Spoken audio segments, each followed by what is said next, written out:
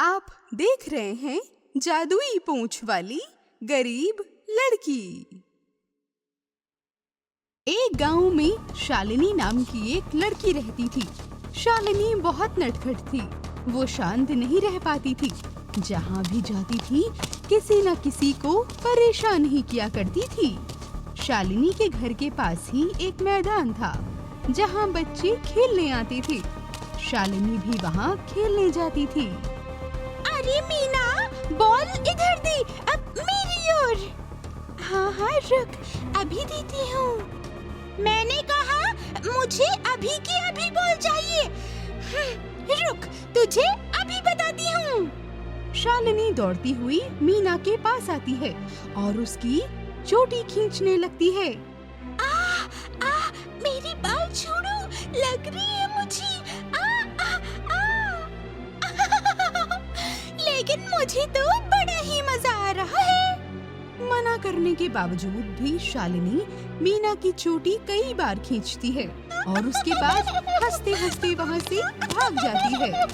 अब अगले दिन स्कूल आते समय भी शालिनी किसी न किसी को परेशान करने की सोचती है। ओए पप्पू, तू तो आज बड़ा ही खुश दिख रहा है। रुक, तुझे अभी रुलाती हूँ।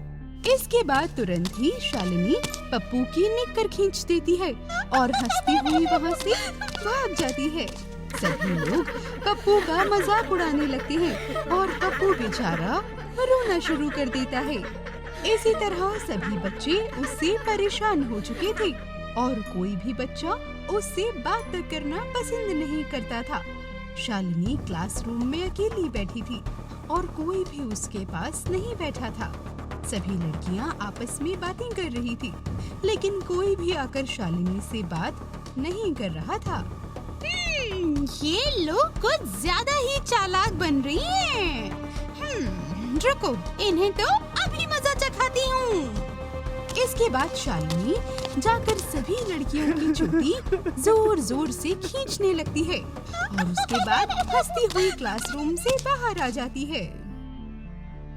गांव में एक पेड़ था जिसे पवित्र पेड़ माना जाता था और ऐसा भी माना जाता था कि उस पेड़ पर बजरंगबली का वास है।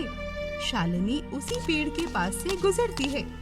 उस पेड़ की टहनियों के ऊपर 3-4 बंदर पूंछ लटकाकर बैठे हुए थे। बंदर की पूंछ देखकर वापस से शालिनी के मन में शरारत सूझती है।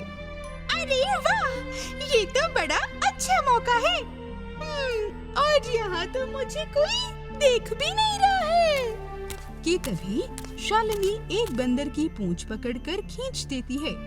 जैसे ही शालिनी बंदर की पूंछ पकड़कर खींचती है, वो बंदर नीचे गिरता है और उसका सर एक पत्थर से जा लगता है और ऐन मौके पर ही बेचारी उस बंदर की मृत्यु हो जाती है।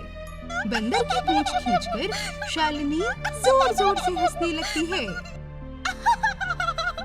मैंने इसकी पूंछ इतनी जोर से खींची कि ये तो सीधे नीचे ही आकर गिरा। कि इतने में अचानक से उस पेड़ से रोशनी आने लगती है और उस रोशनी से स्वयं बजरंगबली प्रकट होती हैं। अरे मूर्ख लड़की, ये तुमने क्या कर दिया? तुमने मेरे शिष्य को मार दिया और इस बात का तुम्हें जरा सा भी अफसोस नहीं और तुम हंस रही हो। अरे आपने देखा नहीं, वो कैसे ऊपर से नीचे आकर गिरा। इसमें तो हंसने की ही बात है। तुम लगातार हंसे जा रही हो। मेरे शिष्य को मारकर तुमने बहुत गलत किया है, बहुत बड़ा पाप किया है। मैं तुम्हें श्राप देता हूँ। तुमने मेरे प्रिय बंदर की पूंछ खींचकर गिराकर मारा है, तो अब तुम्हारी भी पूंछ निकलेगी और तुम्हारी पूंछ हमेशा उसी जगह से निकलेगी जहाँ तुम्हारा बहुत मजाक बने। हमारे बंदर को मारने की सजा है ये तुम्हारे लिए। क्या? कुछ भी। बजरंगबली के बोलने के बावजूद भी शालिनी उनकी बातों पर ध्यान नहीं देती है और हंसते हंसते वहाँ से चली जाती है। अगले दिन शालिनी स्कूल में अपने दोस्तों के साथ खेल रही थी कि अचानक से उसकी पूंछ निकल आती है और ये देख सभी लोग हैरान रह जाते हैं। कई लड़कियां शालिनी का मजाक उड़ाने लगती हैं। अरे देखो देखो, सब लोग देखो, ये पूंछ वाली लड़की। शालिनी के साथ आज से पहले ऐसा कुछ भी नहीं हुआ था। वो सभी से परेशान होकर वापस अपने क्लासरूम में आकर बैठ जाती है। जैसे ही बाकी बच्चे क्लासरूम में आते हैं तो वापस से उसकी पूंछ फिर निकल आती है। पूंछ निकलने से शालिनी हवा में ऊपर उठ जाती है और पूंछ बड़ी होती जाती है। शालिनी तभी जाकर छत से टकराती है और धड़ाम से उसके बाद नीचे गिरती है और फिर खड़ी होती है। शालिनी और उसकी इस अजीब सी पूंछ को देखकर क्लासरूम में बैठे सभी बच्चे शालिनी पर जोर जोर से हंसने लगते हैं और उसका मजाक उड़ाने लगते हैं। पूंछ वाली लड़की, पूंछ वाली लड़की, पूंछ वाली लड़की, पूंछ वाली लड़की। अरे शालिनी, आ तो जरा तेरी पूंछ देखूं।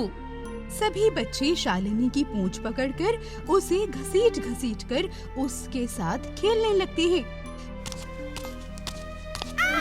बचाओ, बचाओ, बचाओ, बचाओ। शालिनी के कपड़े तक फट जाते हैं और वो बहुत जोर जोर से रोने लगती है।